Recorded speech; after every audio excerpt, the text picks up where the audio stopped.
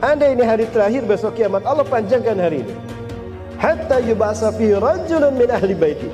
Sehingga Allah mengutus seorang laki-laki dari keturunanku. Sudah ada airnya, pada sebelumnya kering. Nah, karena kata Rasulullah kalau danau itu kering, berarti Dajjal akan datang. Sekarang sudah hampir kering. Ya, hampir kering, belum kering.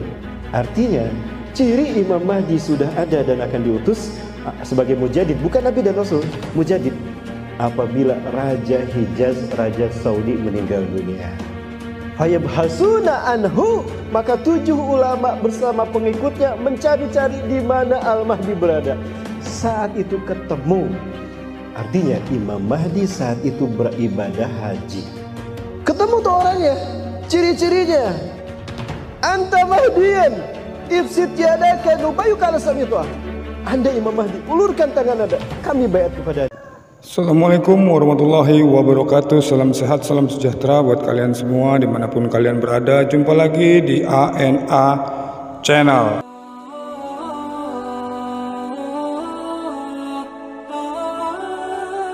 Bapak Ibu yang dirahmati Allah, kita berbicara kali ini tentang pemimpin akhir zaman. Nah, siapakah pemimpin akhir zaman yang kita bicarakan kali ini?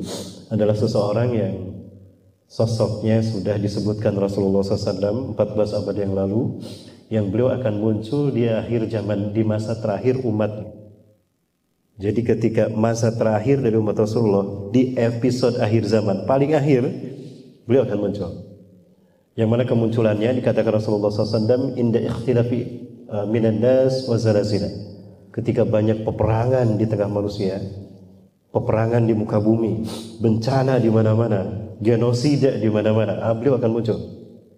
Ketika pembantaian sudah tidak bisa lagi dipahami dengan akal sehat, ketika keruksakan sudah tidak bisa lagi dicerna dengan hati nurani, ya, dengan fitrah kita. Kenapa umat Islam korban bencana? Kenapa dunia sangat biadab bagi orang-orang yang terkena genosida Palestina Rafah? Maka di saat itulah beliau akan muncul. Pertanyaannya, kapan beliau muncul? Nah, itu akan kita bahas Bapak Ibu sekalian. Satu hadis yang sering saya sampaikan dalam pembahasan tentang kebangkitan Islam adalah hadis yang saya temukan dalam beberapa kitab, salah satunya Al-Mawsu'ah fil Fitan wal Malahim wa Asratus Sa'ah, karya Syekh Dr. Muhammad Al-Mubayyad. Beliau menyebutkan bahwa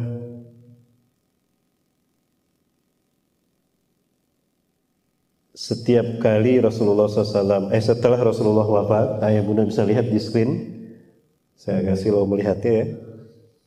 Rasulullah SAW mengatakan, An Abi Hurairah radhiyallahu an, dari Abu Hurairah semoga Allah meridhoinya, qala ia berkata, qala telah bersabda Rasulullah sallallahu alaihi wasallam, innallaha yab'atsu min hadhil ummah, sesungguhnya Allah akan mengutus dari umatku ini. Ya, dari umat ini akan diutus oleh Allah ala ra'si, setiap kelipatan kulli mi'ati sanah, 100 tahun sekali. 100 tahun sekali, man yujaddidu dinah, seseorang yang akan memperbaiki agamanya, ya, yang akan memperbaiki Islam. Jadi ketika Islam dibikin abu-abu karena dicampur aduk dengan filosofi-filosofi manusia, ketika Islam Quran Sunnah dicampur aduk dengan karya-karya Sokrates, Plato, Aristoteles, orang jadi bingung mana Islamnya sesungguhnya. Yang ini mengaku benar, yang itu mengaku benar, dan Islam terpecah belah. Maka pada saat itu akan diperbaiki dan Islam akan kembali sebagaimana masa Rasulullah para sahabat. Ma'ana ali wasali. Ya. Maka saat itu kita akan menyaksikan, oh inilah Islam yang sesungguhnya, oh inilah Islam yang benar. Maka tidak ada lagi klaim paling sunnah, tidak ada lagi klaim menyesatkan dan mengatakan ahlul bid'ah kepada yang lain. Ya, tidak ada yang merasa benar sendiri, tidak ada satu. Nah, yang kedua, akan mempersatukan umat Islam di bawah kepemimpinannya, tahta imamati, menjadi ahlus sunnah wal jamaah, dalam satu ikatan jamaah dan imamah. Yang ketiga, Islam akan tersebar ke seluruh dunia. Sampai-sampai kata Rasul, tidak ada tanah sejengkal pun di muka bumi melainkan Islam akan tegak di sana. Tidak ada satu rumah pun di muka bumi, baik di kota, imma fil wabar, imma fil madinah, atau fi qaryah, ila sadaqu baba, kecuali Islam akan mengetuk pintu rumah itu. Dan yang keempat, Islam akan menang di seluruh dunia, akan tegak di seluruh dunia. Ya. Dan umat Islam akan kaya raya. Jadi janji Rasulullah, umat Islam akan kaya raya nanti ketika pemimpin ini hadir. Kenapa? Wa yubshirul masihan ay la yahtasibu bih. Karena pemimpin ini akan membagi-bagikan harta tanpa menghitungnya. Sampai dikatakan ada seseorang yang datang, "Ya Khalifah, engkau pemimpin kami. Aku orang fakir, aku tidak punya pekerjaan, aku miskin. Aku banyak tanggungan istri dan anak-anakku dan saudaraku, keluargaku. Boleh aku meminta bantuan harta darimu? Silakan, ambil di belakang sana. Berapa banyak yang harus aku ambil? Sebanyak yang bisa kau ambil. Mau satu kontainer, ambil satu kontainer." Saking kayanya nanti umat Islam, saking banyaknya ghanimah di mana-mana. Jadi yang hari ini cicilan sama hutangnya belum lunas, jangan khawatir. Ketika beliau muncul nanti lunas hutang sama cicilan kita. Amin. Ya Allah. Jadi yang kenceng, nanti kalau ada debt collector datang ke rumah, yang kenceng berdoanya Bapak Ibu. Ya Allah, tolong tunjukkan segera, tolonglah datangkan Imam Mahdi ya Allah. Ini hutang saya belum lunas. Nah, itu salah niat namanya. Jamaah. Nah, beliau akan muncul 100 tahun setelah Rasulullah wafat dan dalam kelipatan 100 tahun sekali. Nah, siapakah orangnya? Kita lihat orangnya. Rasulullah SAW bersabda, "Lau lam yabqa minad dunya ila yaumin." Andai tidak tersisa dari dunia ini kecuali hanya satu hari saja. Andai ini hari terakhir besok kiamat, la tawallallahu dzalikal yaum. Sungguh Allah akan memanjangkan hari itu. Andai ini hari terakhir besok kiamat, Allah panjangkan hari ini. Hatta yub'atsa fihi rajulun min ahli baiti. Sehingga Allah mengutus seorang laki-laki dari keturunanku. Jadi dari keturunan Rasulullah SAW. Dari keturunan Nabi Ismail. Dari Nabi Ismail 2600 tahun ke Rasulullah SAW. Nah, dari Rasulullah SAW ke Fatimah, dari Fatimah ke Al-Hasan. Kenapa saya katakan dari Al-Hasan? Di dalam kitab Hasan Husain Al-Tastaris, Hasan Husain Kisatul Akbar lam tuzkar bainan nas. Ya, kitab yang fenomenal di Iran sana karangan oleh seorang muslim, bukan Syiah. Sayyid Hasan Al-Husaini. Dinukilkan ketika Rasulullah dan Ali bin Abi Thalib, Rasulullah SAW dan Ali bin Abi Thalib radhiyallahu anhu pulang, Hasan Husain keluar menyambut mereka. Kakek, ayah, gitu. Hasan ke Rasulullah dan Al-Husain ke Ali. Nah, Rasulullah menggendong Al-Hasan. Lalu Rasulullah mengelus-elus punggung Al-Hasan. "Ya Ali, inna min zahri ibnika hadha sayuladu rajulun." Sayuladu rajulun.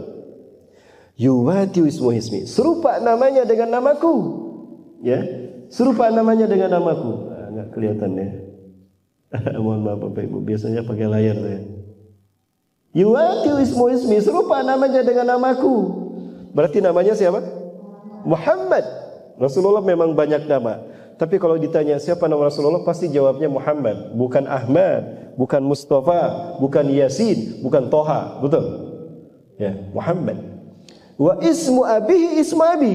Nama ayahnya sama dengan nama ayahku. Berarti nama ayahnya Abdullah. Berarti beliau bernama Muhammad bin Abdullah.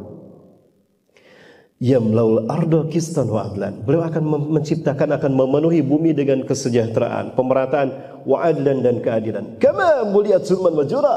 Sebagaimana sebelumnya penuh dengan kezaliman dan kesemena-menaan, pembantaian. Nah, jamaah rahmati Allah SWT, itulah beliau dari keturunan Rasulullah, dari Al-Hasan, bukan dari Al-Husain. Kalau orang Syiah yang hari ini sedang berkumpul di Libanon ya Bunda. Ada Iran, ada Libanon, ada Suriah, ada Yaman. Di Iran ada Marza Khomeini, di Irak ada Marza Al-Razi, Karbala. Di Suriah ada Nusairiyah dari Muhammad bin Nushair An-Numeri. Dan di Libanon ada Hizbullah, pimpinannya Hasan Nasrullah. Sekarang bersatu di Libanon. Maka konsentrasi IDF, International Israel Defense Forces, sekarang terfokus ke Libanon. Gaza mulai meredah. Mereka mulai kompak meninggalkan siapa? Meninggalkan Gaza, dan mereka konsentrasi sekarang ke Libanon. Jadi akan ada wacana baru dalam peta politik di Timur Tengah. Perang Palestina ini akan mereda, akan mengarah ke Iran, ke Lebanon. Karena semua pasukan yang berakidahkan Syiah ini berkumpul di sana. Ya, subhanallah. Kenapa demikian? Karena orang-orang Syiah pun saat ini meyakini adalah fase kebangkitan Syiah dunia, di mana Al-Mahdi Al-Muntazar akan keluar segera dari bumi Irak, dari kota Samara, akan membawa petunjuk dan penerangan. Ya, mereka yakin. Makanya mereka sambut masa dan keyakinan ini dengan doa penyambutan marhaban kepada siapa? Kepada Al-Mahdi Al-Muntazar. Ini contohnya ya Bunda.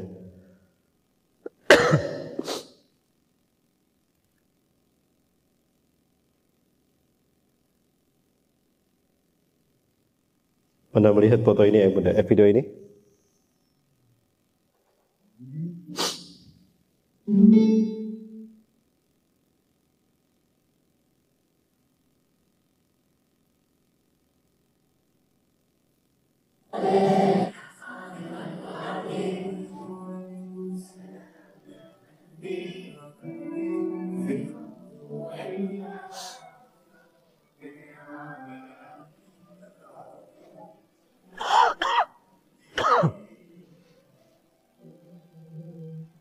Ada yang mengatakan ini di Palestina, ini bukan Palestina Bunda, ini Lebanon. Ini sepotong ayat saja. Nah, lihat ada bendera Lebanon tuh. Ini bukan di Palestina, bukan di Gaza, bukan di West Bank. Ya, ini di Lebanon. Ya, di Beirut.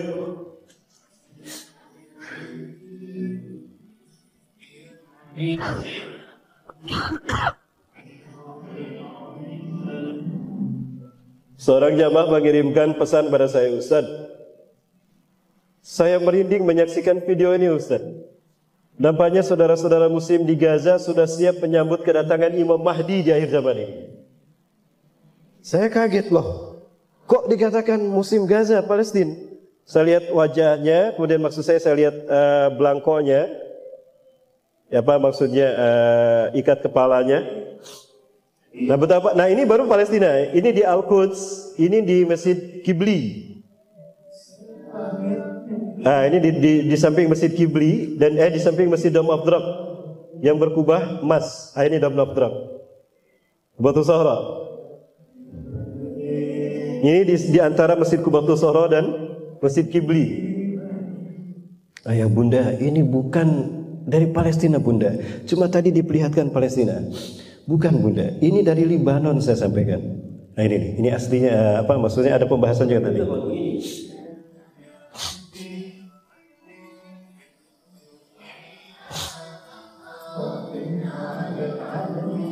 Salam ya Mahdi itu merupakan lagu syiar yang ditujukan kepada sosok imam ke-12 mereka yang bernama Muhammad Al-Mahdi bin Hasan Al-Ashqari. Muhammad Al-Mahdi ini teman-teman hidup pada abad ke-9 Masehi dan menduduki urutan imam ke-12 dalam Syiah.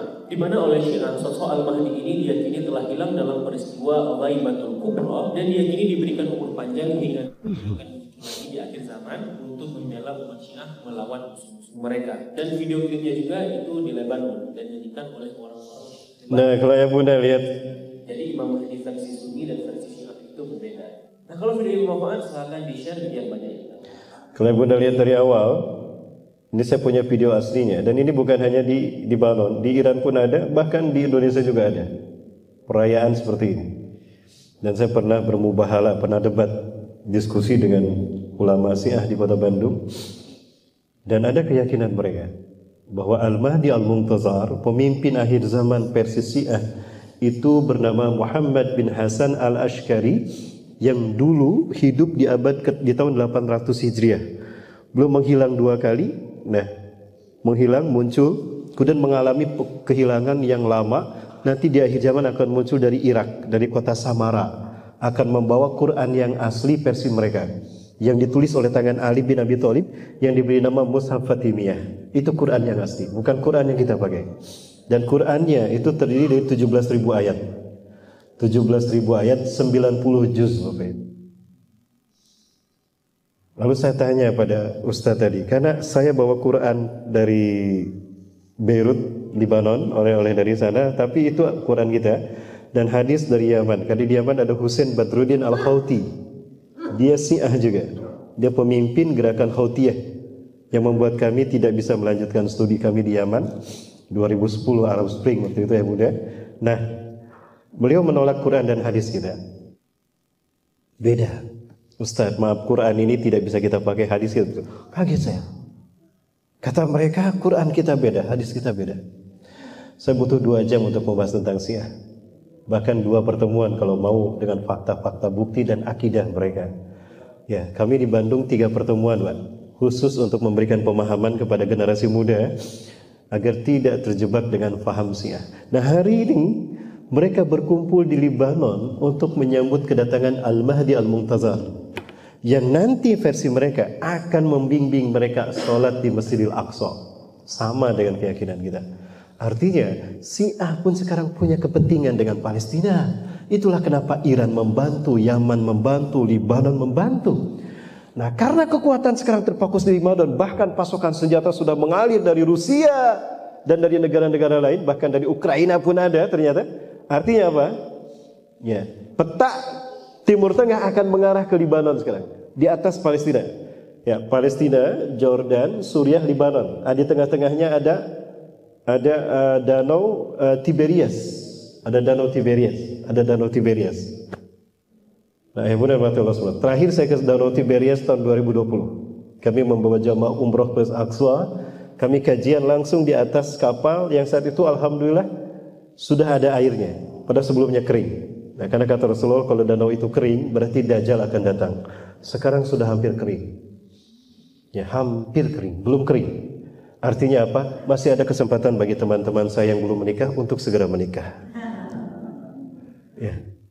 Kakak sudah menikah ya? Alhamdulillah. Ya. Mas Guti sudah menikah? Sudah. Istrinya berapa? Oh, baru 1 ya? Sama, saya juga baru 1, Bu. Ya. Karena ada rumor mengatakan kalau 1 bukan istri, Bu, iswan. 2 istu, 3. Jadi disebut istri kalau itu paham. 1 apa 3, Bu? 1 saja, Bu. 1 aja, Pak. 1, Bu ya. 1 di Duren Sawit, 1 di Kalimalang, 1 di Bekasi, 1 saja ya. Mas Duti 1 aja. Sepakat, Bu, 1 saja, Bu ya. Saya juga 1, Bu. Ya, karena kata Rasulullah, sebaik-baik suami yang pandai bersyukur kepada Allah adalah yang pintar mensyukuri hadirnya istri yang pertama. Karena kenikmatan dunia itu Allah sempurnakan ketika seorang laki-laki mendapatkan istri pertama kali. Maka Rasulullah tidak poligami ketika Siti Khadijah masih hidup ya Bu ya. Ali bin Abi Thalib tidak poligami ketika Siti Fatimah masih hidup. Dan saya juga tidak poligami karena istri saya masih ada. Mumpung istri saya nggak ikut. Nggak ada. Baik Bapak Ibu dan saudara, mohon maaf saya kesana kemari. Nah, artinya inilah peta politik yang terjadi. Nah, tadi dikatakan orangnya, pertanyaannya, kapan beliau akan muncul, Ustaz? Itu yang ditanyakan pada saya. Saya katakan, bukan saya yang tahu, hanya Allah yang tahu dan Rasulullah yang maha. Ya, Allah yang maha tahu dan Rasulullah pun tahu. Dari mana Rasulullah tahu? Dari Allah. Nah, bagaimana kita bisa memahaminya? Baik. Kalau kita lihat dalam periodisasi kepemimpinan Islam di dunia berdasarkan hadis Rasulullah SAW dari Nu'man bin Bashir dan Nu'man bin Bashir dari Huzaifah ibn Yaman. Bapak Ibu lihat, saya bikinkan bagan seperti ini. Ya, ada 5 fase yang akan dialami oleh orang beriman. Ya, dan yang terakhir fase yang ke-6 saya ambilkan dari hadis lain dalam Sahih Muslim Syarah Nawawi. Itu ada fase yang ke-6. Namun di fase yang ke-6 tidak ada seorang pun orang beriman di muka bumi. Jadi di fase yang ke-6 itu orang Islam banyak, tapi mereka tidak punya iman walau sebesar biji zarah. Ya. Laisa lahum iman walau bimithli dzarrah wala yuzawiju imanum hanajirahum. Iman mereka tidak sampai ke tenggorokan. Jadi iman mereka tidak sampai ke mulut, hanya di mulut saja. Iman mereka nyangkut di mana? Aina imanuhum ya Rasulullah? Lalu di mana iman mereka? Kalau mereka disebut muslim tapi tidak beriman. yabi'u dinahu bi'aradi minad dunya, menjual agamanya demi harta dunia, demi pangkat, demi jabatan, demi harta bulanan. Itulah mereka muslim tapi tidak punya iman. Laisa lahum iman wala bimisqi dzarrah, tidak punya iman sebesar biji zarah pun, karena mereka menjual imannya demi dunia. Sudah ada orang-orang yang menjual imannya demi pangkat, jabatan dan harta dunia? Sudah ada. Banyak Pak ya. Berarti isyarat kalau kita harus segera kembali pada Allah.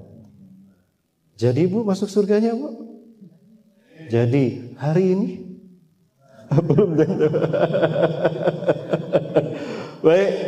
Nah, ada 3 kepemimpinan umat Islam di dunia ini yang telah terjadi. Yang pertama, Rasulullah memimpin fase yang pertama berlangsung dari 661 sampai 632 Masehi.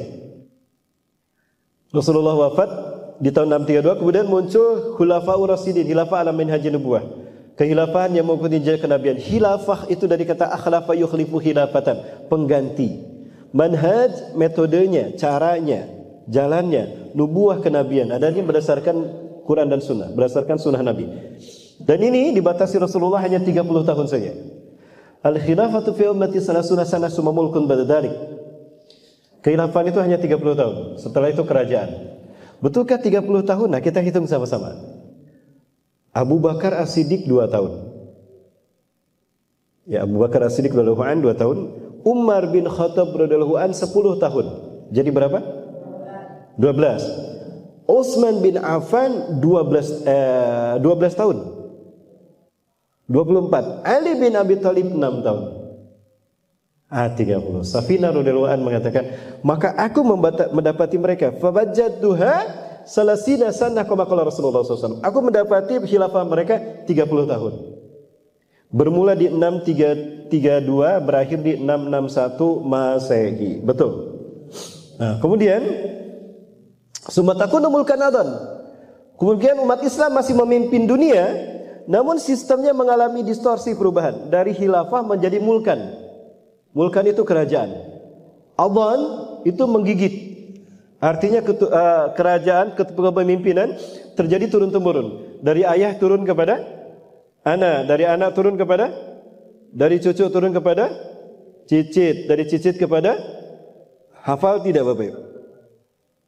Kita ulang, Pak. Dari ayah turun kepada anak, dari anak turun kepada, dari cucu turun kepada, dari cicit kepada buyut, dari buyut kepada bau, dari bau kepada udeg-udeg, dari udeg-udeg kepada janggawareng, janggawareng kepada kait siwur, dari kait siwur kepada pancakaki, dari pancakaki turun kepada Pancasila. Wah, sekarang kan Pancasila. Nah, dimulai dari Muawiyah bin Abi Sufyan. Dia tidak berbaiat kepada Ali. Abu Muslim berkata, ya Muawiyah, inna nasa yubayi'una aliyan khalifatan rabi'atan min khulafar rasyidin abadin. Hei Muawiyah, umat Islam berkumpul semua berbaiat pada Ali bin Abi Thalib sebagai khalifah yang keempat dari khulafar rasyidin. Falimatu bayyahu, kenapa Anda tidak berbaiat? Apa kata Muawiyah? Aku kecewa kepada Ali. Utsman bin Affan itu sepupu saya. Kurang mulia apa Utsman? Kenapa dibiarkan pembunuh Utsman sepupuku? Dibiarkan hidup. Harusnya dihukum. Itu alibi dari Muawiyah. Padahal Ali bin Abi Thalib sudah mengirimkan surat kepada Muawiyah. Datang baiat kepadaku, aku hukum pembunuh Utsman bin Affan sama-sama. Kita bareng hukum mereka. Tapi Muawiyah memang sudah berharap dari awal, sudah mengatakan, aku lebih setuju dengan sistem kerajaan. Maka Muawiyah pergi ke Suriah. Di Suriah, di Damaskus, belum mendeklarasikan berdirinya dinasti Umayyah. Beliau membangun masjid yang diberi nama Masjid Umawi, dan di masjid inilah nanti akan terjadinya peristiwa besar. Apa itu? 1. Turunnya Nabi Isa AS. Jadi ternyata Nabi Isa turunnya bukan di Al-Mukhlisin, tapi nanti di Masjid Umawi. Masjid Umawi ini perbatasan dekat ke Gaziantep, Turki Utsmani. Ya, Gaziantep dan Umawi, dan masjid di Halab, Aleppo.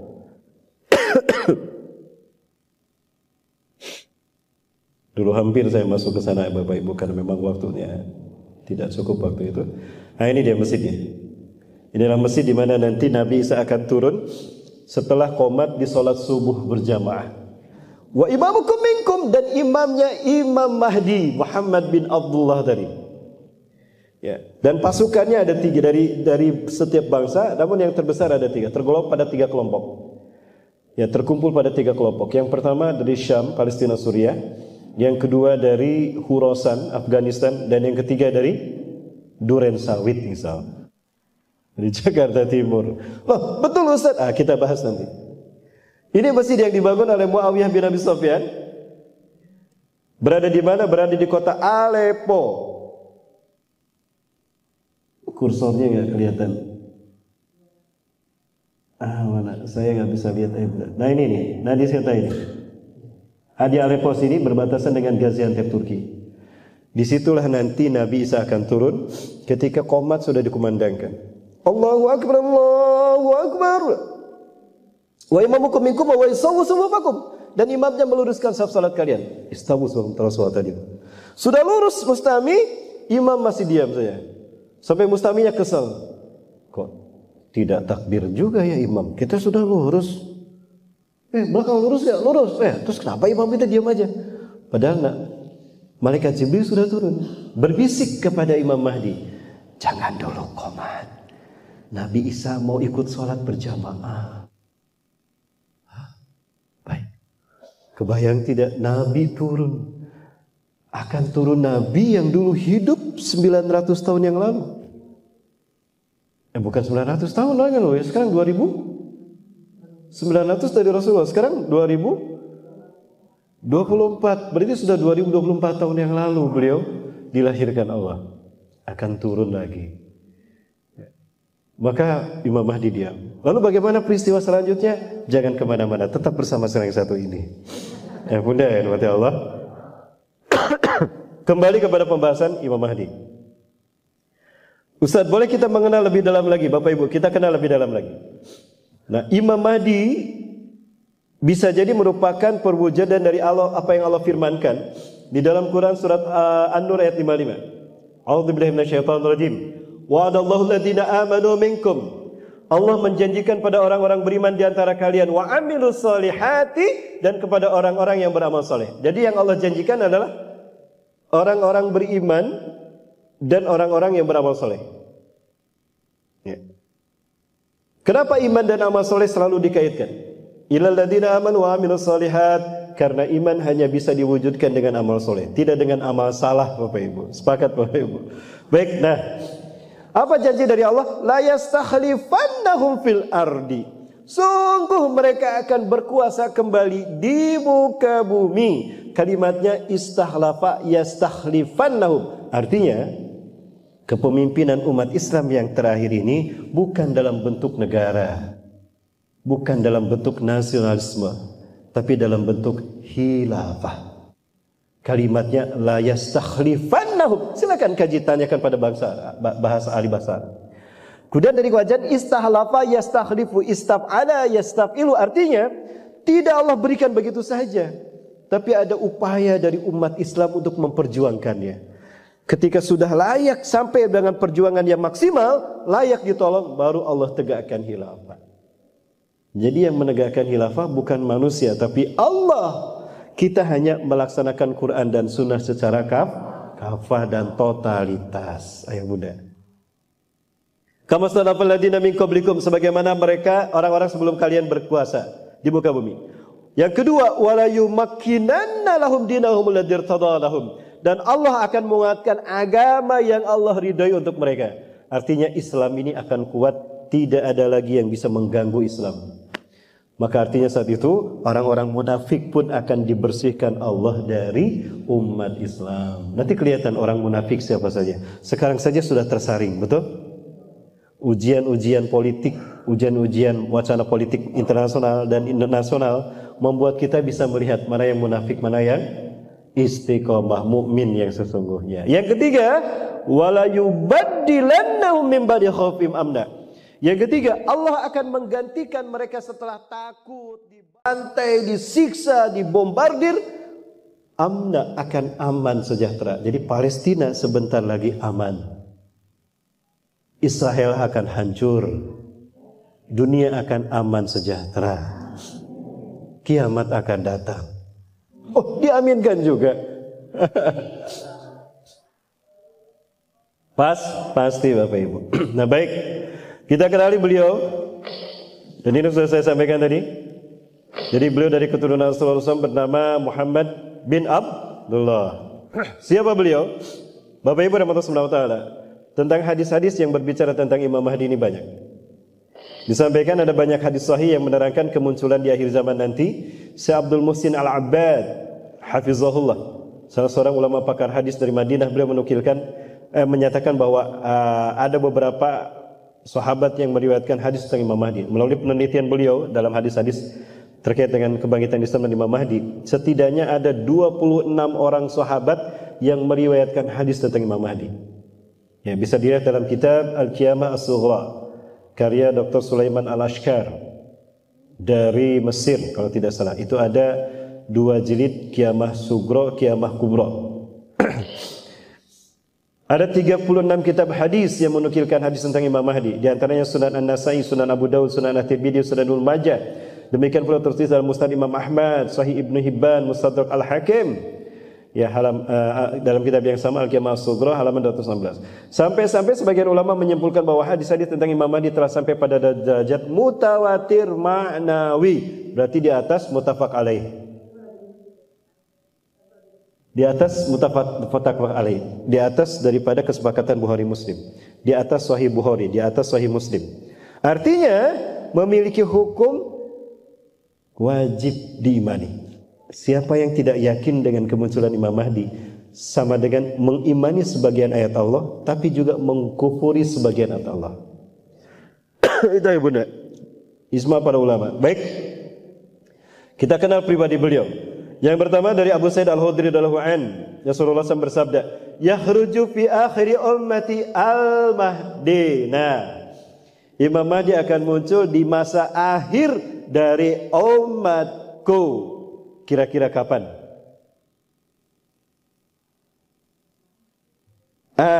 Betul Bu, tepat sekali sebelum kiamat Bu. Cuma kapannya hanya Allah yang tahu Bunda ya. Kita hitung sama-sama, boleh? Hitungnya dari hadis yang tadi Bunda. Hadis yang ini tadi.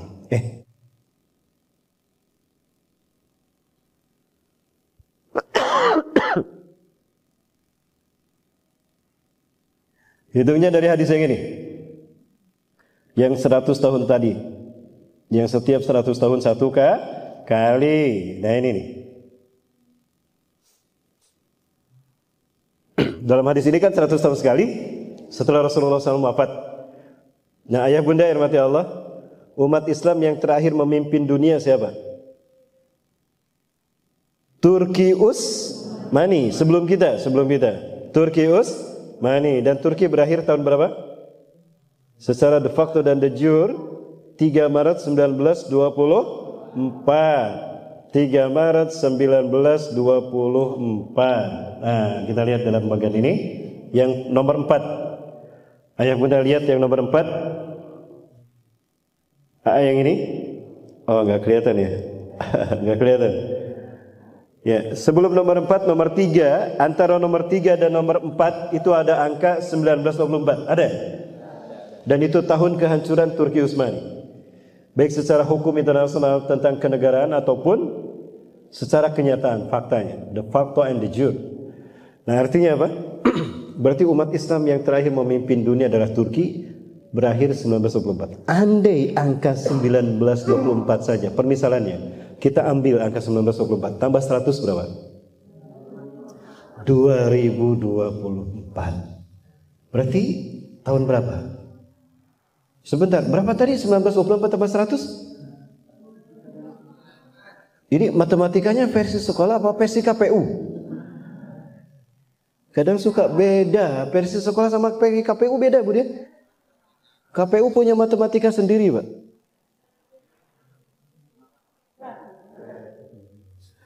Ayah bunda rahmati Allah, 2024. Sekarang tahun berapa? Kalau hitungan kebangkitan Islam, ini 1 abad kebangkitan Islam. Nah, artinya telah dekat. Oh, berarti ini masa terakhir umat Rasulullah SAW. Betul. Ayah bunda, dan Palestina adalah titik akhir peradaban manusia. Abu Dzar Al-Ghifari bertanya kepada Rasulullah SAW, "Ya Rasulullah, ayul masjidi bunya fil alam awalan?"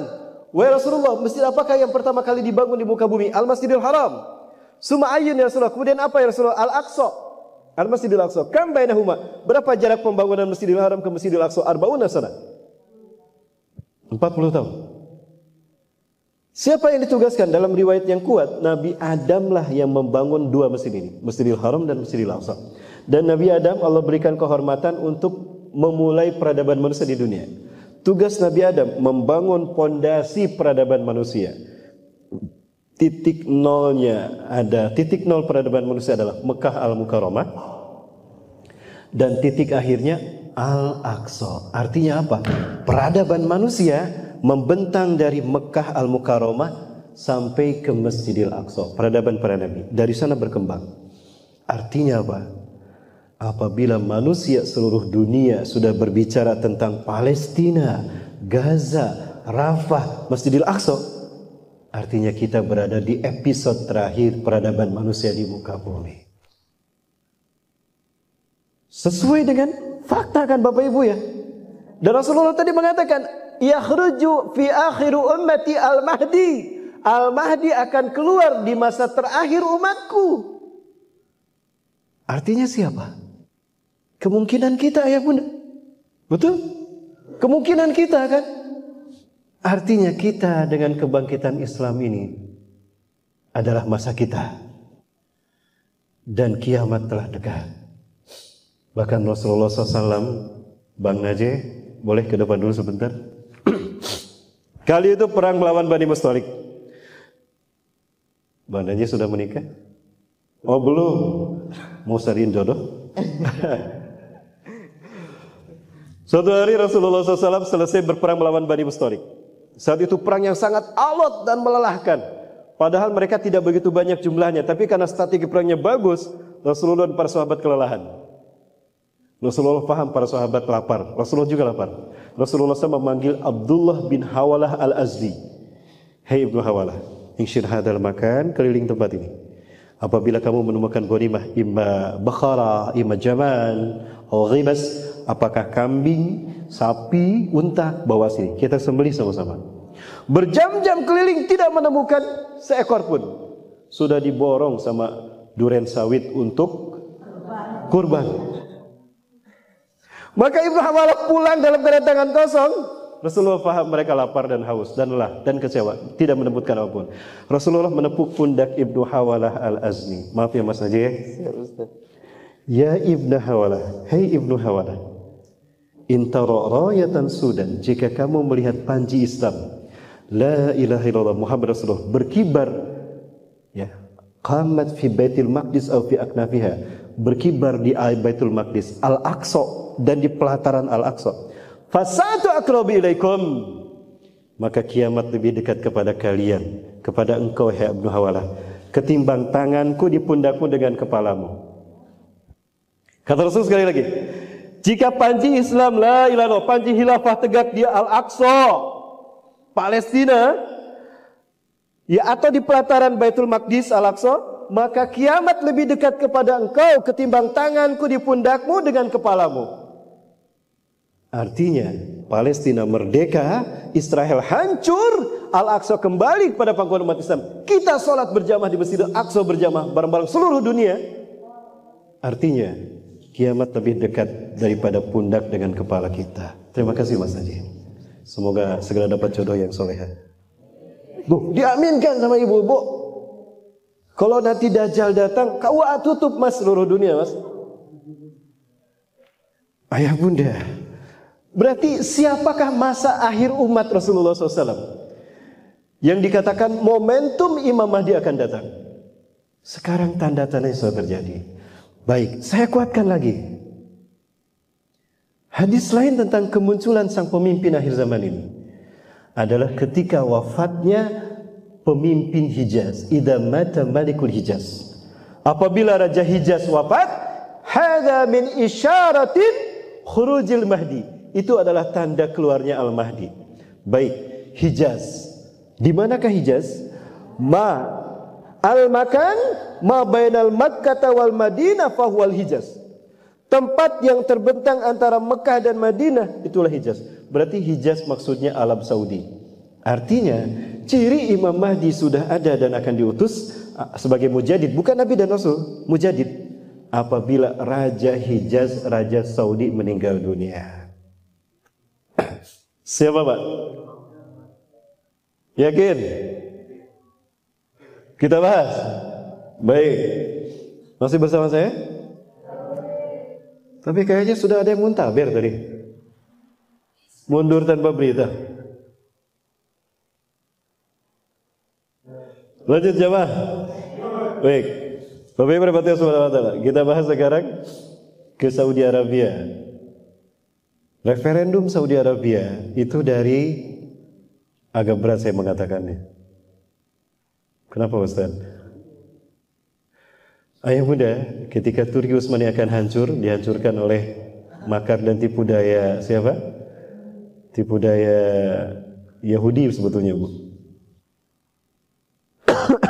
Karena yang berada di balik revolusi Prancis abad ke-18, awal abad ke-18, revolusi industri di Inggris juga sama, dan revolusi Amerika itu adalah keluarga Rothschild.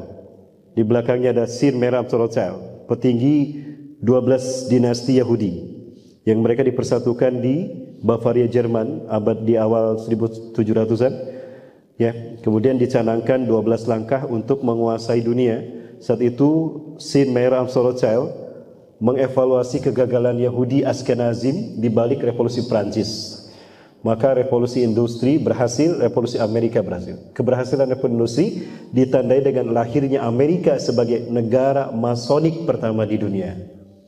Dan George Washington, Presiden Amerika pertama, adalah tokoh masonik besar di dunia. Jadi Amerika adalah negara bentukan Yahudi sebagaimana Inggris. Jadi kalau berbicara Inggris, pemimpin sekutu ada Yahudi di belakangnya. Betul? Sepakat? Nah, ada sosok yang bernama Thomas Edward Lawrence yang dijuluki Lawrence of Arabia, hafal Quran hadis. Kalau untuk Indonesia ada Snow Nugroho, ya, Dr. Christian Snow Nugroho, membidani lahirnya negara-negara Islam yang pecah dari Khilafah Turki. Dan Saudi Arabia pecah dari Turki dan berdiri menjadi negara khusus Al-Mamlakah As-Saudiyah Al-Arabiyah 23 September 1932. Pendirinya Abdul Aziz bin Abdurrahman Al Saud, beliau mempersatukan 13 kerajaan di Jazirah Arab di wilayah Najd dan Hijaz. Dan ini 13 kerajaan kecil yang dipersatukan, di dalamnya ada Mekah dan Madinah. Madinah nomor 4, Mekah nomor 11. Dipersatukan menjadi Al-Mamlakah As-Saudiyah Al-Arabiyah, KSA, bukan USA. KSA. Nah, dan ini adalah dinastinya. Yang paling atas itu Raja King Abdul Aziz bin Abdurrahman Al Saud, pendiri Saudi Arabia. Dari beberapa istri belum memiliki berapa anak? 10 anak. 10 anak laki-laki. Nah, Bapak Ibu lihat sebelum terakhir. Lihat yang ini. Saya nggak kelihatan. Kalau pakai layar saya bisa dulu. Ayo bunda, maaf. Nah ini sebetulnya Raja Salman punya adik yang bernama Mukrin bin Abdul Aziz. Artinya kalau melihat urutan ini, harusnya Mukrin bin Abdul Aziz lah raja terakhir Saudi Arabia. Tapi qadarullah, 2015 beliau menaiki sebuah helikopter. Helikopternya ada yang nembak. Jatuh helikopternya, meledak dan meninggal. Maka otomatis Raja Salman menjadi raja yang terakhir. Maka status beliau sebagai putra mahkota hilang. Raja Salman, ya, sebelum Raja Salman di zaman Raja Fahad bin Abdul Aziz, ini ada sosok yang bernama Muhammad bin Naif. Adalah sosok yang piawai dalam memimpin kebijakan untuk pemerintahan keseharian pemerintahan Saudi Arabia. Jadi roda kepemimpinan Raja Saudi ada di beliau. Namun beliau punya pesaing, yaitu Raja Salman sendiri. Ketika Raja Salman jadi raja, otomatis putra mahkota jatuh ke sini. Beliau meninggal 2017. Tadinya ada 3, Mukrin bin Abdul Aziz, Muhammad bin Naif, dan Muhammad bin Salman. 3. Kaget saya ketika melihat ada 3. Rasulullah bercerita, ini hadisnya. An Sauban, dari Sauban, semoga Allah meridainya, qala, ia berkata, qala Rasulullah SAW, telah bersabda SAW, yaktatilu 'inda kanzikum salasatun, akan berperang 3 laki-laki di sisi perbenaran kalian. Ciri Imam Mahdi akan muncul, 1, Raja Saudi meninggal, lalu 3 anak laki-lakinya berperang. Yaktatilu 'inda kanzikum salasatun, akan berperang di sisi Ka'bah kalian 3 orang laki-laki. Kulluhum ibnu khalifatin, 3-tiganya anak khalifah. Para ulama sepakat tidak ada khalifah sebelum Imam Mahdi, artinya 3-tiganya anak raja. Kenapa disebut khilafah? Karena pada saat itu umat Islam ada fase yang keempat, mulkan jabariyah. Mulkan jabariyah. Sekaranglah mulkan jabariyah itu. Ya. 3 putra mahkotanya berperang. Summa la yasiru ila wahidin minhum. Tapi salah satu dari mereka pun tidak berhasil menjadi raja. 3-tiganya tidak menjadi raja. Apakah 3 orang ini yang dimaksudkan? Mukrin bin Abdul Aziz, Muhammad bin Naif bin Abdul Aziz, atau Muhammad bin Salman bin Abdul Aziz? Ternyata Mukrin meninggal, wafat tahun 2015. Muhammad bin Naif 2017. Tersisa 1 orang nih. Ya, dulu sampai memang terganjang-ganjang. Mana nih pemimpin yang kuat pengaruhnya antara 2 pangeran ini? Qadarullah yang satu meninggal, maka tinggal Muhammad bin Naif, Muhammad bin Salman. Ustaz, berarti tinggal 1 dong. Kan kata Rasulullah 3 orang setelah wafatnya Raja Saudi Arabia dan sang terakhir Raja Salman. Bapak Ibu ada yang tahu kondisi Raja Salman sekarang? Sudah di ruang ICU kan? Beliau sudah dikatakan sudah koma sekarang. Ada yang mengatakan begitu, tapi saya wallahu alam, ini banyak berita bersifat sur. Apakah Imam Mahdi sudah ada berarti? Ya, kita undang ke Duren Sawit nanti ya. Nah, Ustaz berarti tinggal 1. Kata Rasulullah 3. Muncul 2 orang yang lain Bunda. Ada Al-Walid bin Talal. Ini Al-Walid bin Talal bersama istrinya. Istrinya putri pangeran. Lihat berhijab tidak? Ya, berarti ada persaingan kuat antara Al-Walid bin Talal dengan Muhammad bin Salman. Iya. Lalu yang ketiga siapa Ustaz? Yang ketiga adalah Khalid bin Farhan bin Abdul Aziz. Ya, Pangeran Arab Saudi Khalid bin Farhan bin Abdul Aziz. Bahkan beliau yang terang-terangan menyerukan kudeta, menggulingkan Raja Salman dan anaknya. Oh, berarti ada 3 lagi Ustaz sekarang. Muhammad bin Salman, Al-Walid bin Talal, dan Khalid bin Farhan. Apakah ini isyarat Imam Mahdi sudah ada? Wallahu a'lam bishawab. Baik, Bunda. Ada satu peristiwa yang menggetarkan hati saya, tapi nggak tahu bagi Bapak Ibu sekalian. Mau kita lihat sama-sama, Bunda? Ayah? Oke, ya kita lihat sama-sama. Oleh karena itu jangan kemana-mana, tetap bersama saya setelah yang satu ini. Ayo Bunda, hormati Allah. Ada peristiwa yang cukup menggetarkan nyali kita, dan ini langsung saya dengar dari beliau, guru kita. Ya, beritanya seperti ini ya Bunda.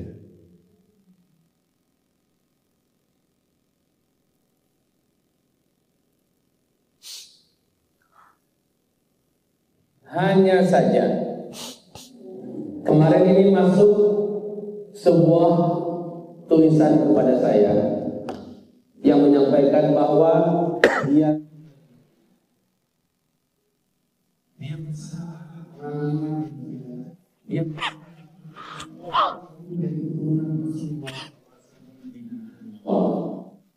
lelaki ini memiliki seluruh ciri-ciri tentang Al-Mahdi ada pada dirinya, ada pada fisiknya, dan di usia yang sudah hampir matang, sudah dikatakan hampir matang, karena usia 40 adalah usia matang, dia mendekati usia sini. Laki-laki ini kami katakan kepadanya, kata yang dikirimkan SMS kepada saya, pada dirimu ada ciri-ciri keturunan memang silsilahnya sudah pasti kepada Rasulullah dan dari Hasan bin Ali, tapi dia menampik dan dia menolak, tidak, bukan saya. Jadi kalau Imam Mahdi yang asli, dia menolak untuk dibaiat dan tidak mengaku Imam Mahdi. Jadi kalau ada yang mengaku Imam Mahdi itu KW Bapak Ibu, bukan ori. Yakini KW. Ya. Ya. Yang aslinya dia tidak mau ngaku. Jadi ada kisah yang saya baca terkait dengan satu kitab khusus bahas Imam Mahdi itu dari Al-Azhar, Kairo. Juga ada Al-Mahdi dalam buku Al-Mahdi Sang Pemimpin Dunia. Kalau tidak salah itu judulnya, Muhammad Isa Daud. Nah, diceritakan Istama'a sabtu nafarin min ulama'il ummah fi asril hajj wa hum yashkuna ila Allah azza wa jalla. Ya. Berkumpul 7 orang ulama dunia. Allah pertemukan mereka di momentum ibadah haji dan mereka curhat kepada Allah, mengadu kepada Allah di depan Ka'bah atas petaka yang menimpa negara-negara mereka. Dan mereka mendengar satu sama lain doa mereka. Kok doa kita sama? Ya kan negara kita juga hancur sama. Dunia pun hancur seperti ini. Aku yakin Imam Mahdi sekarang sudah ada. Fayabhasuna anhu, maka 7 ulama bersama pengikutnya mencari-cari di mana Al-Mahdi berada. Saat itu ketemu. Artinya Imam Mahdi saat itu beribadah haji. 2024 ibadah haji. Udah selesai ibadah hajinya. Kita belum mendengar nih. Mudah-mudahan nanti kita tanya, ada yang baru pulang haji? Belum. Kemarin malam saya ketemu, saya baru pulang dari ibadah haji di masjid. Apa bang? Yang subuh itu bang? Yang baik kesubuhan? Baitul Hikmah ya? Bukan.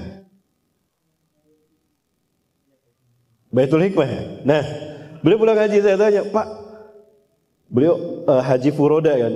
Kalau berangkat paling akhir, pulang paling duluan kan, paling cepat. Ada dengar pembaiatan Imam Mahdi Pak? Belum.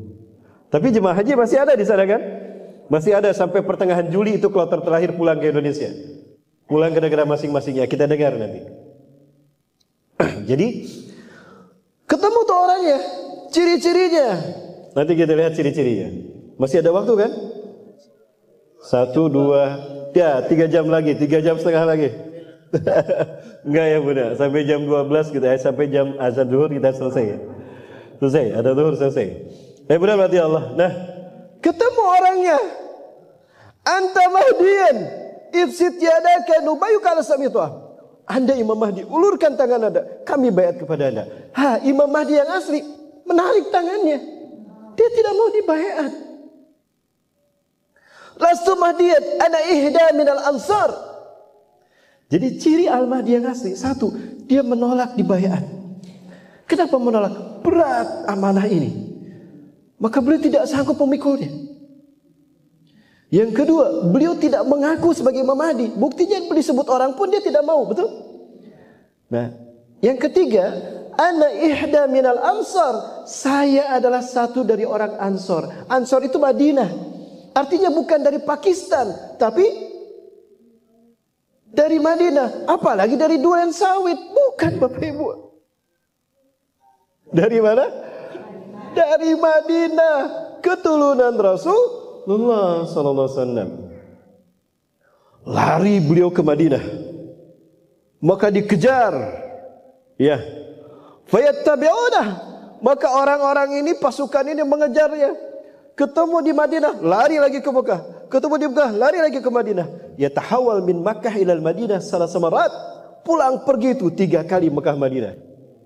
Setelah sampai di Mekah, dari Mekah kan, Madinah 1, Mekah 2, ketiga Madinah. Ketika balik lagi ke Mekah ditahan. Ditahan sama siapa? sama pansus. Pansus apa? Pansus Pilgub DKI. Ditahanlah oleh malaikat Jibril. Cukup, jangan berlari lagi. Aku diperintahkan Allah untuk mengislahkan engkau. Maka malam hari itu Imam Mahdi diislahkan Allah melalui malaikat Jibril. Apa diislahkan? Satu, dibuang sifat ragu dan sifat-sifat yang tidak kondusif untuk menjadi seorang pemimpin dunia. Sebagaimana Allah mengislahkan Nabi Rasulullah SAW di saat beliau akan diutus menjadi Nabi dan Rasul. Yang kedua, yusabitu fa'adah liya'taqidu bi amrillahi azza wa jalla. Dikuatkan hatinya bahwa itu adalah perintah Allah agar beliau bisa melaksanakan perintah ini. Itu yang kedua. Yang ketiga, yulhamu ilaihi ala kulli ma yahtaju bih min ilmi ulama min ilmi khulafa liya ummul ummatil islamiyah fi tilkal asr fi tilkal ahad. Maka beliau akan diilhamkan berbagai macam ilmu dan kekuatan basirah untuk menjadi seorang pemimpin yang hebat. Barulah beliau menerima. Maka menjelang salat subuh beliau keluar ke Masjidil Haram, maka terjadilah pembaiatan beliau di Multazam antara pintu Ka'bah dengan makam Ibrahim. Wa adadul ladina yubayyunau ka'adadi ahli Badarin, dan jumlah orang yang membaiat kepadanya sama dengan pasukan ahli Badarku, perang Badar. Berarti berapa? Antara 313 sampai 315 orang.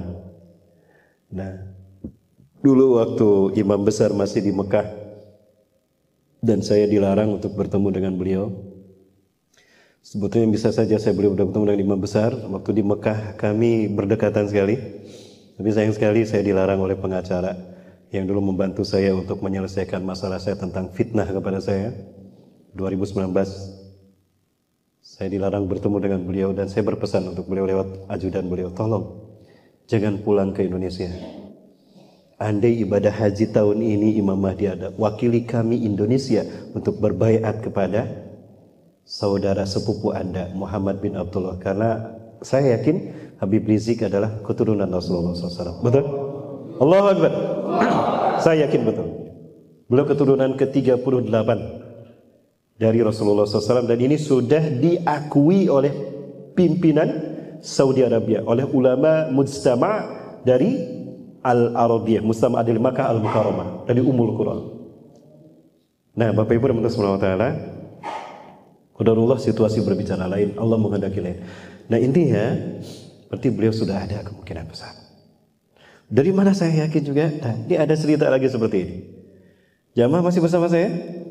Nah, kita lanjut jamaah. Ya, bukan saya. Si Fulan bin Fulan lebih berhak daripada saya.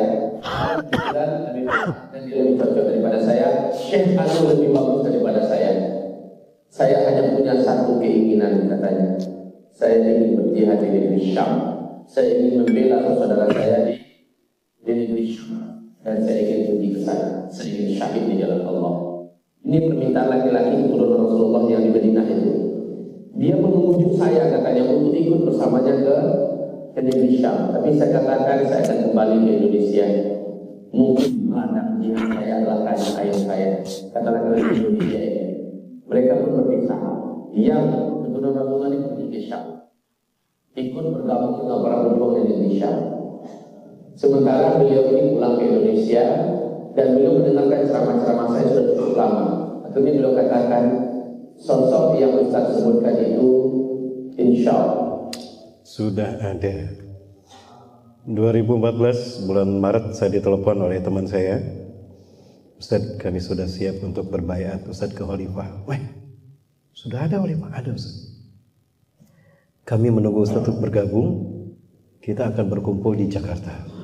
Sudah terdaftar 2.000 orang untuk berangkat. Wah, merinding saya Bapak Ibu. Saya dapat berita ini. Jadi ciri-cirinya ada pada orang ini. Dan ini orang ini Indonesia. Ciri-ciri yang mana? Ciri-ciri yang ini. Semuanya ada pada orang itu. Ada pada orang itu. Baik, kita cepat-cepat Bapak Ibu. Sudah jam 10:30. Nanti 5 menit lagi atau 10 sampai angka 10 nanti barangkali ada pertanyaan dari ayah bunda ya. Ya, yakhruju fi akhir ummati al-mahdi. Umat di masa terakhir umatku akan keluar al-mahdi. Yaskihillahu ghaza. Allah akan memberinya hujan, memberinya minum. Artinya di saat belum muncul sebelum belum muncul itu kemarau di wilayah di mana beliau berada. Sehingga Rasulullah katakan akan diberi minum dengan turunnya hujan.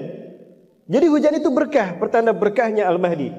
Wa takhrujul ardu nabatiha, bumi menumbuhkan tanaman-tamanannya dengan baik.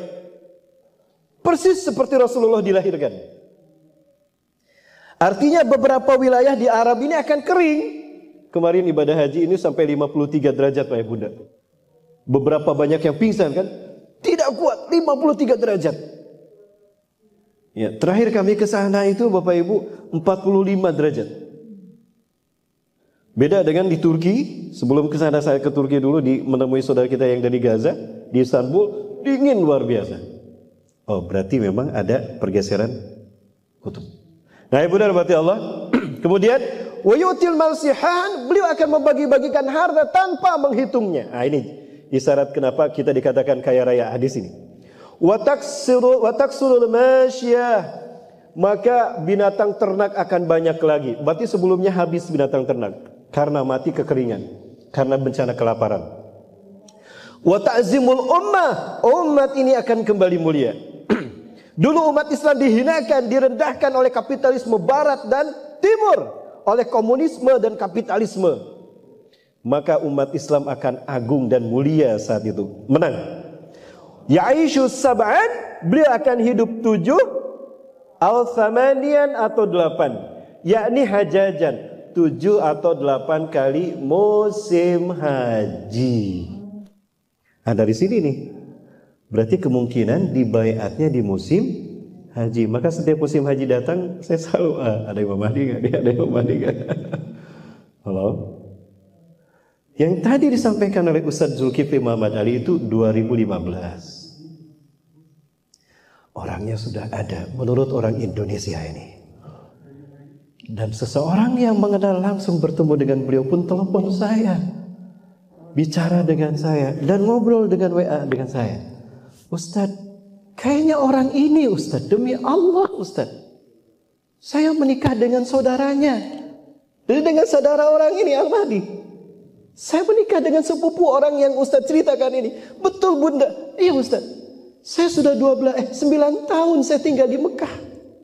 Saya sudah lama tinggal, bertahun-tahun saya sudah tinggal di sini karena saya menjadi mantu keluarga besarnya. Oh, begitu ya? Kaget saya Bunda. Baik. Lanjut. Jamaah. Sepi sekali nih jamaah. Baik. Hadis dari Ummu Salamah radhiyallahu anha. Beliau pernah mendengar Rasulullah bersabda, Al-Mahdi min utsrati min waladi Fatimah. Ini. Al-Mahdi dari keturunanku, dari garis keturunanku, dari anak Fatimah. Berarti dari Al-Hasan tadi ya, bukan dari Al-Husain. Kenapa orang Syiah mengklaim dari Al-Husain? Karena Al-Husain lah yang menikah dengan putri Raja Persia. Ketika Umar bin Khattab membebaskan Persia, perang melawan Persia, kalah Persia.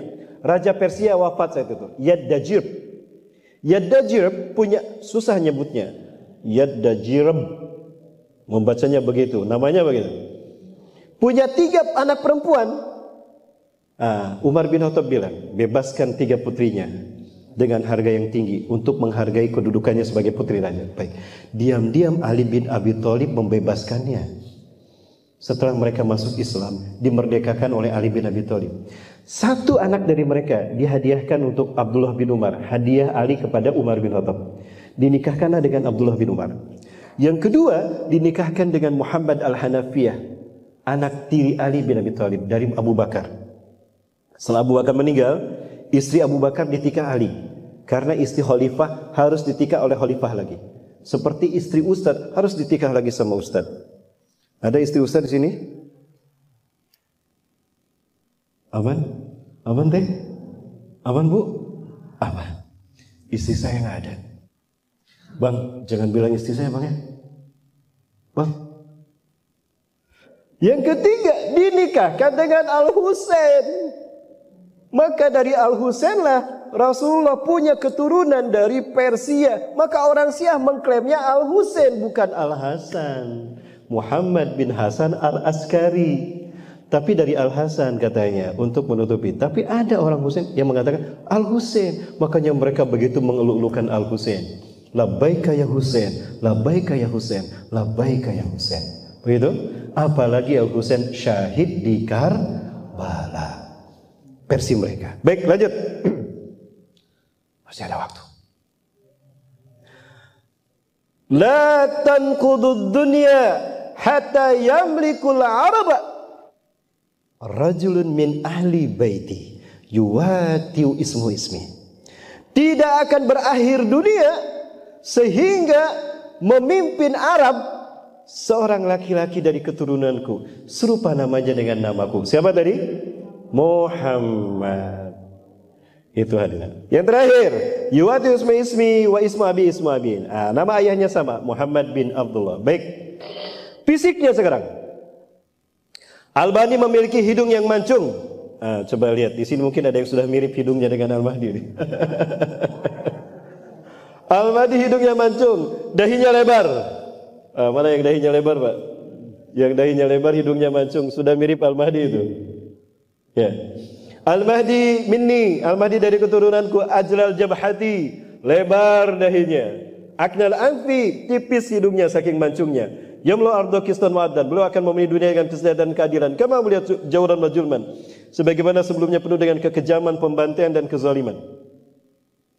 Yamlikul arba sab'a sinin, beliau akan memimpin dunia 7 tahun. Hadis riwayat Imam Abu Daud dan yang lain. As-Sulami menyebutkan dalam kitabnya Uqadid Durar sejumlah asar yang memaparkan tambahan ciri-ciri tentang Imam Mahdi. Saya menikah sifat-sifat itu beberapa poin berikut. 1. Ciri-ciri giginya. Afriqat thanaya, gigi depannya renggang dan saling agak berjauhan. Jadi ada celah antara gigi depannya. Coba lihat giginya, Pak. Ada celah antara gigi depannya. Kemudian bariqat thanaya, giginya putih cemerlang. Kalau bapak-bapak kuning cemerlang, bukan putih cemerlang, berarti belum mirip. Ya. Putih bercahaya. Kalau beliau tersenyum terlihat giginya putih bercahaya. Al-launul arabi wa jismu Israel. Warna kulitnya warna kulit orang Arab. Coklat kehitam-hitaman. Ya, kemudian postur tubuhnya postur tubuh orang Israel. Bani Israel. Ya, hampir setinggi kita lah. Kalau ayah bunda ke Palestina ya agak tinggi sedikit lah. Agak tinggi sedikit. Segini lah. Paling tinggi ya paling lebih 10 cm lah. Kemudian syabul marbu', tinggi tidak, pendek pun tidak. Syab dan beliau adalah masih muda.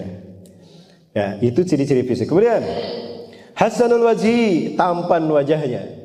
Orang dengan melihat wajah Al-Mahdi merasa nyaman. Dari wajahnya terpancar kenyamanan dan ketentraman. Auranya luar biasa, maka orang merasa nyaman ketika bersamanya.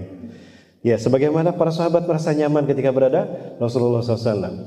Bapak Ibu nyaman bersama saya? Oh, makasih Pak. Kasulihya, jenggotnya tebal. Berarti gugur semua. Bapak tebal nih jenggotnya. Iya, tuh Bapak jidatnya udah lebar juga Pak. Wah, kayaknya beliau ini. Ya, ini kandidat beliau. Mohon maaf Pak. Kemudian aswadu fi hadhil aymanil hal. Baik. Di pipi kanannya ada tai lalat. Oh, Bapak nggak ada. Wah, gugur, Pak. Ada tai lalat di pipi kanannya.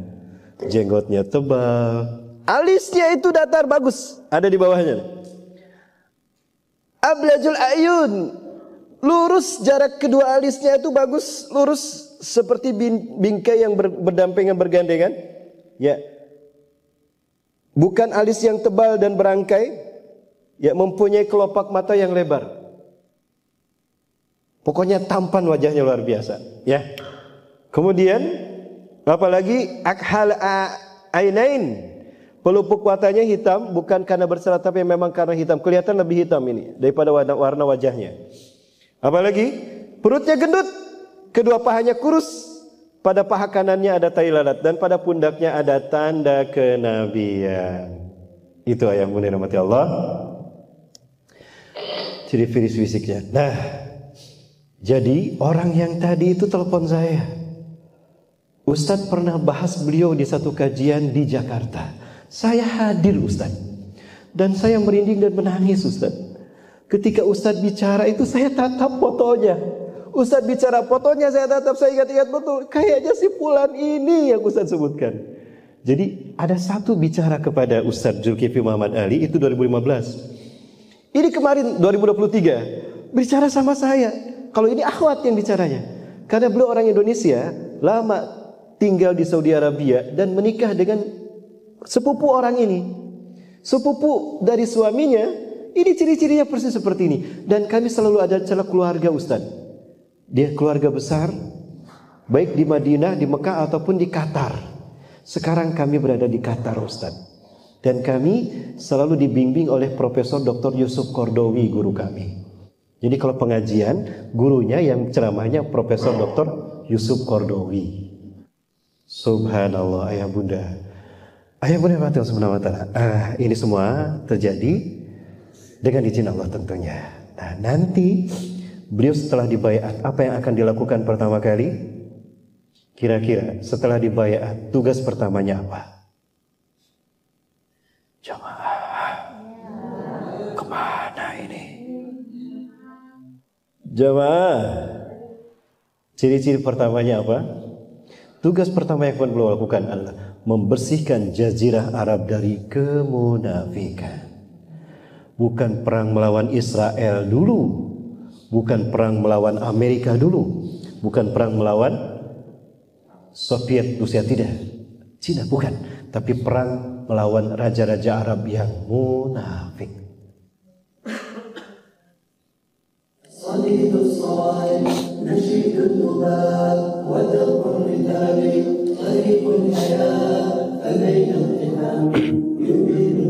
Ketika terjadi kemunafikan di mana-mana di tanah Arab, sampai membuat Mekah dan Madinah terkotori oleh perbuatannya. Wallah, itulah tanda pembaharuan akan dirinya.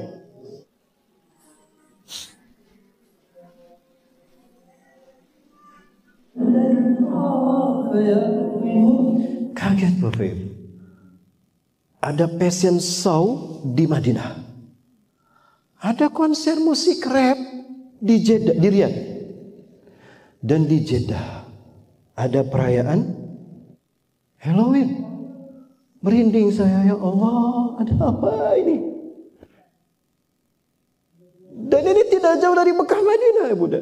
Bahkan kemarin ya Bunda, saya menangis di depan Ka'bah sama jamaah. Menangis di depan Ka'bah, bertobat kepada Allah. Bertobat kepada Allah, berdoa di samping makam Rasulullah di Raudah. Memohon kepada Allah kiranya Allah mengampuni dosa-dosa kami dan menyelamatkan Palestina, mengampuni dosa-dosa kami. Keluar dari Masjidil Haram, apa yang terjadi ayah bunda? Ini yang terjadi. Penuh yang namanya McD, KFC, Pizza Hut. Kaget saya bunda. Di depan Masjidil Haram ada Starbucks, penuh tuh Starbucks. Ya Allah, bukankah produk-produk ini adalah produk yang mendukung Zionis Yahudi? Di mana keuntungan mereka sekian persen akan menjadi peluru rudal yang membantai saudara-saudara kita di sana. Ayah bunda, ketika di Ramallah kami dihentikan oleh IDF, saya merinding saat itu. Aduh, jangan-jangan kita diperiksa lagi nih. Karena setiap checkpoint hanya beberapa distrik saja, beberapa kilo ada checkpoint, ada berapa checkpoint lagi. Kami terus diperiksa. Saya berkali-kali bilang sama jamaah keluarkan paspornya. Ayo simpan di kantong, di handy bag, head and carry, handy bag, ya, yang kecil. Bukakan, perlihatkan. IDF mau masuk lagi, diperiksa lagi. Ternyata saat itu bukan di Ramallah. Kami dihentikan karena rudal-rudal, para panser membawa rudal itu, Pak. Nah, ini rudal-rudalnya. Ya Allah, sebanyak ini akan mereka ledakan untuk saudara-saudara kita di Gaza.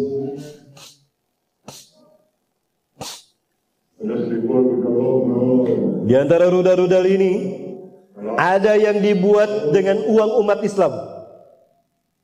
di mana umat Islam tidak sadar saat itu membeli membeli produk-produk Yahudi. Harusnya diboikot Bunda. Tapi coba lihat, maka bertobatlah kalau masih ada produk ini di rumah, di dapur Bapak Ibu sekalian. Ada Bunda, Ayah? Ada tidak? Periksa lagi. Tidak ada. Nestle?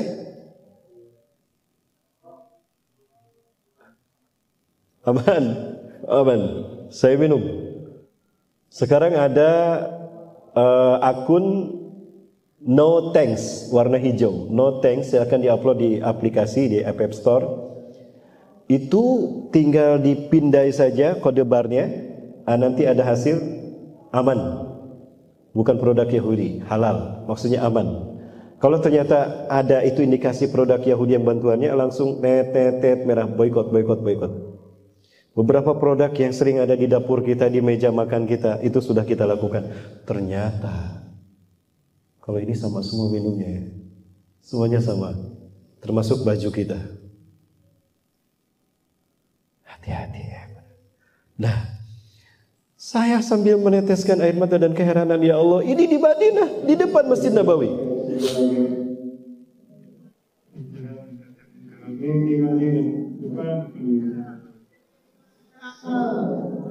Yang ngantri umat Islam yang sempat bertobat dulu di depan Ka'bah atau di Raudhah.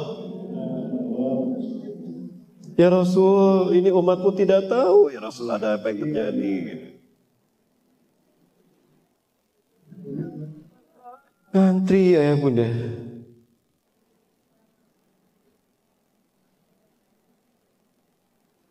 Ada apa dengan umat Islam?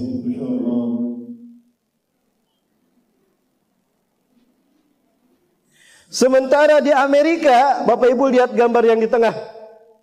Itu di New York City. Di 48th Street Avenue. Kalau tidak salah di 48th Avenue apa Street? Di New York City. Lihat umat Islam ngantri. Sementara di Amerika, mereka ngantri pula. Bandingkan dengan Amerika. Perhatikan, ada yang berkerudung tidak? Ada yang berhijab? Ada yang berjenggot. Mereka bukan Muslim, tapi mereka komitmen kepada Palestina, peduli kepada Gaza, dan berani berjam-jam berdiri demi menunjukkan upaya mereka boikot produk Yahudi. Hanya satu outlet yang mereka tuju, yang mereka beli. Kenapa? Outlet ini jelas membantu Palestina. Karena keuntungannya akan disebarkan ke Gaza. Ini di Amerika. Maka pelajaran apa yang kita dapatkan? Artinya tidak perlu kita menjadi Muslim untuk menjadi peduli Palestina.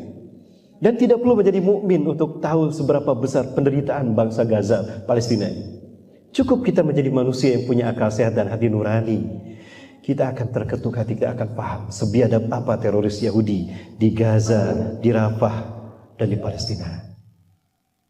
Ya, secara tidak sadar, uang umat Islam sendirilah yang ikut membantai saudara-saudara kita di sana.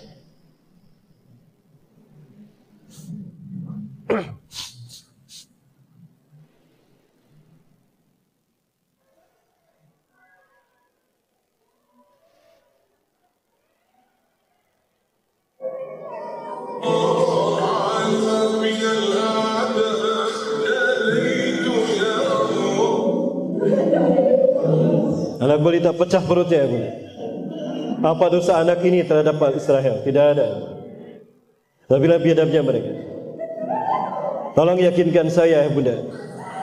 Adakah kebiadaban yang lebih sadis daripada apa yang mereka lakukan hari ini di Gaza, di Rafah, sampai bulan yang ke-10 sekarang? Oktober, November, Desember, Januari, Februari, Maret, April, Mei, Juni, bulan ke-9. Sudah 9 bulan mereka membantu saudara kita di sana.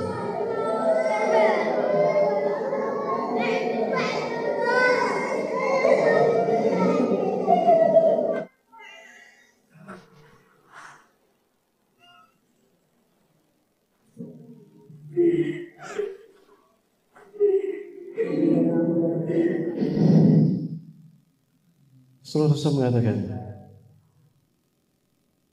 Yushikul umam ang tada'alikum kabata dan akalatul kosagir. Aku khawatirkan kalian akan dimangsa oleh bangsa-bangsa di dunia seperti hidangan di atas meja. Dimangsa, kita seperti hidangan di atas meja, dimangsa oleh musuh-musuh Islam. Ya Rasulullah, amin kiratina yaumaidin ya Rasulullah. Apakah jumlah kami minoritas saat itu ya Rasulullah? Bala antum yaumaidin kasir, jumlah kalian banyak di muka bumi, tapi kalian dibantai oleh musuh-musuh kalian di muka bumi. Wala yazanal mahabbata min sururi a'daikum. Dan Allah mencabut rasa takut dari dada musuh kalian. Ayah bunda, mereka sudah tidak takut lagi dengan jumlah kita yang minoritas. Lihat Pak, Palestina itu jantung dunia, heartland of the world. Dan Palestina dikelilingi oleh 360 juta Muslim Arab. Palestina itu menghubungkan benua Afrika, Eropa dan Asia. Maka siapapun yang menguasai Palestina, dia menguasai dunia. Yahudi ingin menguasai dunia, mereka mulai dari jantung dunia, Palestina. Palestina dikelilingi oleh 360 juta Muslim Arab. Dan di Palestina hanya 10 juta Yahudi. Ayah bunda, kok bisa 10 juta Yahudi membantai Gaza, Palestina, Rafah dengan santainya selama 9 bulan? Itu 360 juta Arab ngapain ayah bunda? Terbukti kan? Kalian mayoritas di muka bumi.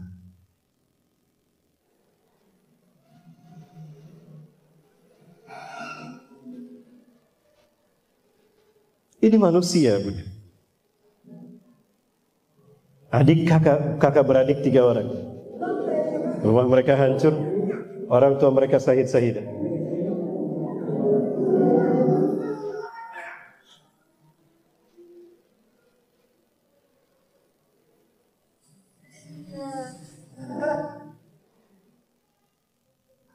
Ayo bunda daripada Allah.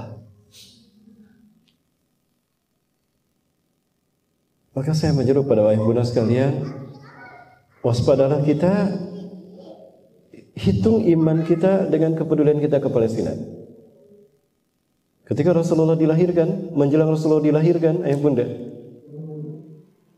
Siti Aminah ibunda Rasulullah SAW, beliau berkata, ini di dalam kitab Ar-Rahul Maktub, riwayat Syekh Sa'ad, dikatakan, qabla walitu Muhammadan kharajat min farji nur tusawwara ila kaifa jamal bilad syam. Sebelum aku melahirkan Muhammad dari rahimku, keluar dari kehormatanku cahaya yang memperlihatkan padaku indahnya bumi Syam. Artinya lahirnya Rasulullah terkait erat dengan Palestina. Diperlihatkan indahnya bumi Palestina kepada ibunda Rasulullah SAW, Siti Aminah radhiyallahu anha, ketika Rasulullah akan dilahirkan. Artinya hadirnya Rasulullah terkait dengan Palestina. Mengaku cinta Rasul tapi tidak peduli Palestina, bohong. Memuliakan Palestina artinya memuliakan Rasulullah dan kehadirannya.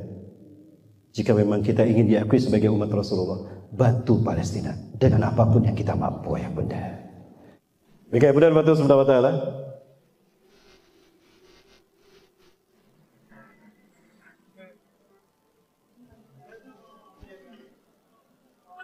Walan yaksifanna fi qulubihimul wahn. Dan sungguh Allah akan membenamkan penyakit wahan ke dalam dada-dada kalian, ke dalam hati-hati kalian.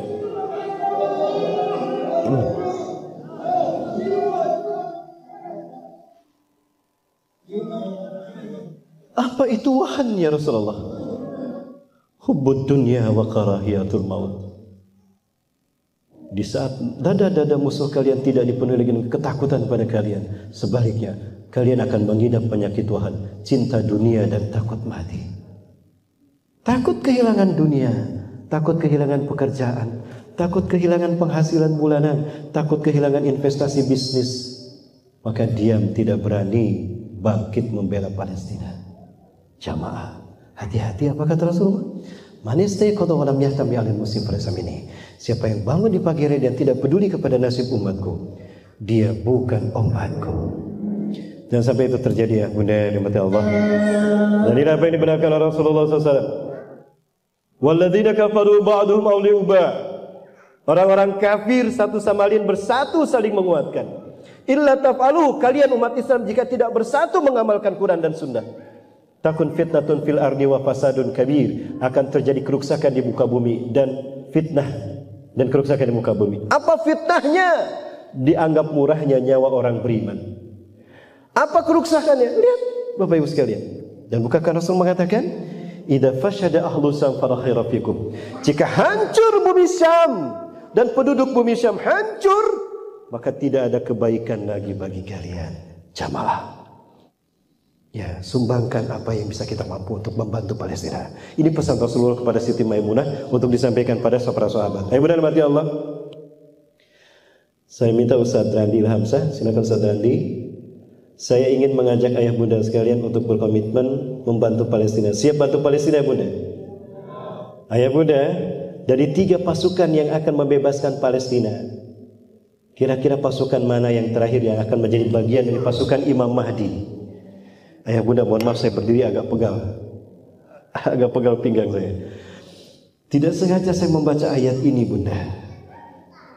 Dari Al-Saubat radhiyallahu anhu, beliau mengatakan, aku mendengar Rasulullah bersabda, Inna Rabbi zawaliyal arda, sesungguhnya Allah membentangkan untukku bumi ini, bumi yang bulat dibikin datar, hatta ra'aitu masyariqaha wa maghribaha, sehingga terbentang kekayaannya dari timur hingga ke barat dunia. Wa atani al-kanzain, Allah memberikan 2 pusaka kepadaku, al-ahmar wal abyad, pusaka merah putih.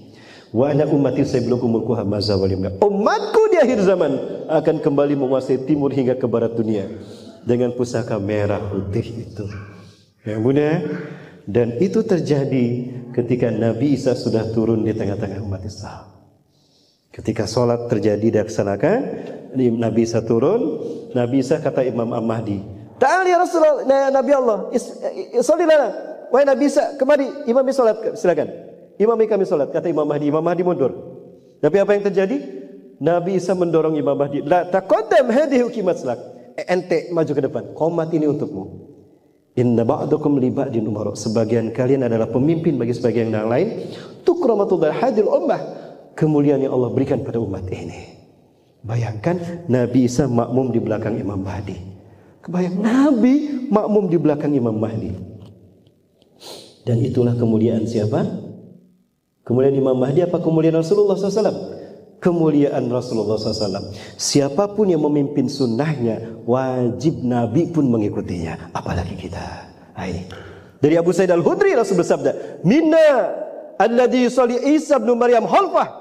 Dari keturunanku akan ada seorang laki-laki yang Isa bin Maryam akan sholat di belakangnya. Sholatnya sholat subuh. Setelah sholat berjamaah apa yang terjadi? Iftahil bab, buka pintu masjid itu. Ketika pintu masjid Umayyah dibuka, maka tampaklah Dajjal dengan 70.000 pasukannya. Jadi masjid Umayyah akan menjadi pertemuan Nabi Isa dengan Dajjal. Dan pasukan yang ada di situ adalah wajib masuk surga Firdaus. Isa bin Maryam akan mengusap wajah mereka. Anta min ahlil jannah, inna makanaka fil jannah.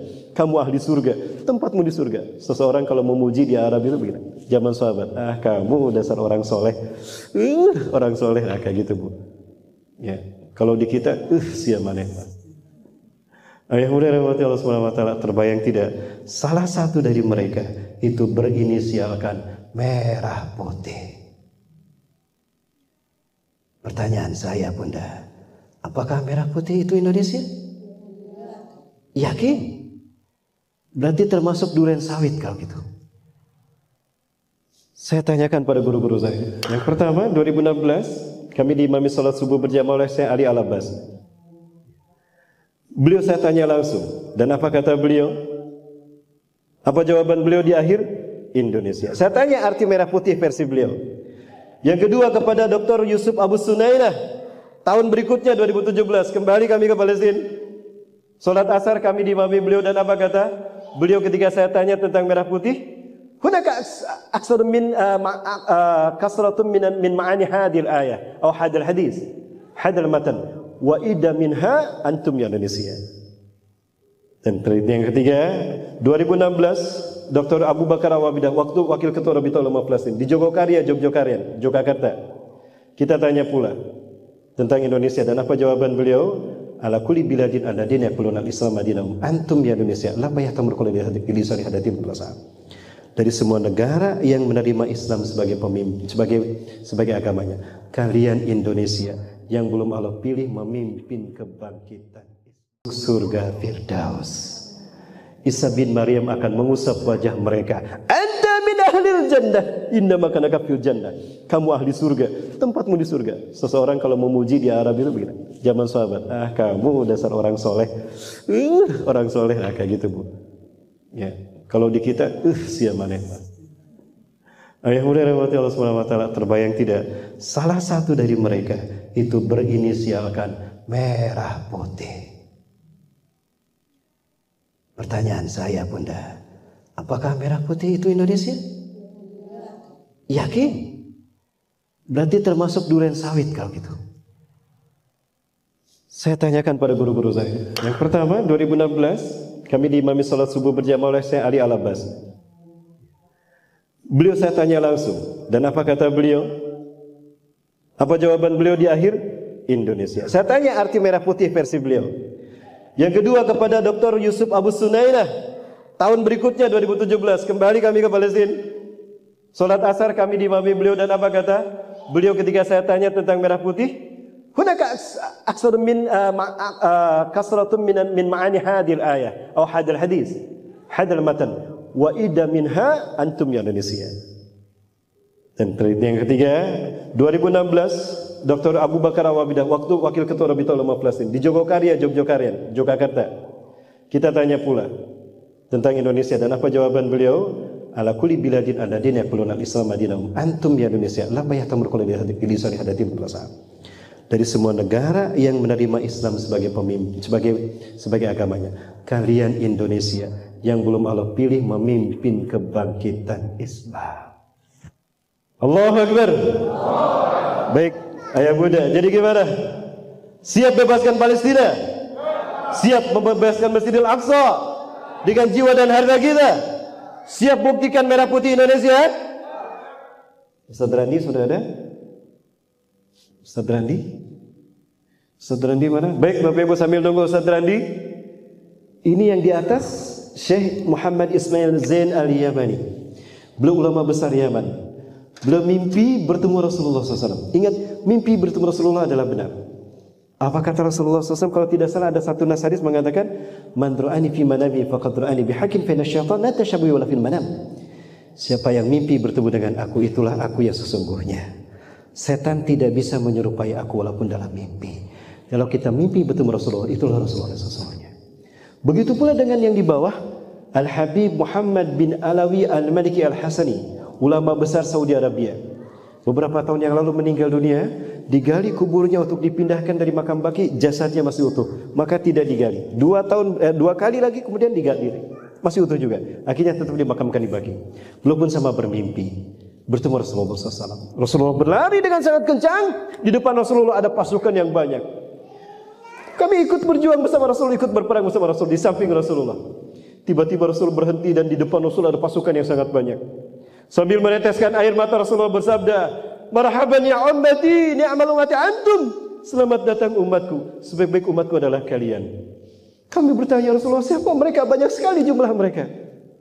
Hum ummati alladina yuhibbuna bisiddah wa ana uhibbu bisiddah. Mereka adalah umatku yang sangat mencintaiku dan aku sangat mencintai mereka. Hum ikhwatakumul muslimun al-Indonesia. Rasulullah menyebutkan Indonesia dalam mimpi mereka. Mereka adalah saudara kalian muslim Indonesia. Alladzina yuhibbuna bisyiddah, alladzina yuhirrukum min zulmil yahud wa yu'aduna al-qudsa ila rihabikum. Mereka akan membebaskan Palestina dari Yahudi dan akan mengembalikan Al-Aqsa ke pangkuan kalian. Allahu Akbar.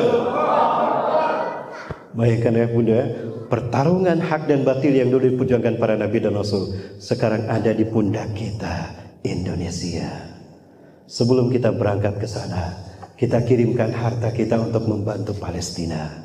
Rasulullah bersabda, semulia-mulia manusia pada akhir zaman adalah mukmin yang dia berjuang tegak untuk tegaknya Islam di bumi hijrahnya Nabi dan Rasul Allah Palestina. Ustaz, saya ingin membantu Palestina. Ustaz, bagaimana caranya? Ustaz Randi akan menyampaikan. Silakan.